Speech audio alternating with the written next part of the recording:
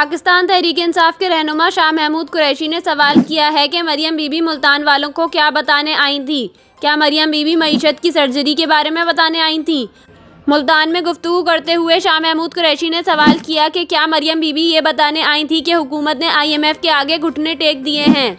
वाज़ेह रहे कि मुल्तान में वर्कर्स कन्वेंशन से खिताब करते हुए मरियम नवाज का कहना था कि इमरान खान ने मुल्क की मईशत बर्बाद कर दी, इसकी वजह से महंगाई का तूफान आया। इमरान खान जब वजीर आजम था तो 4 साल जेब भरो तहरीक चलाता रहा।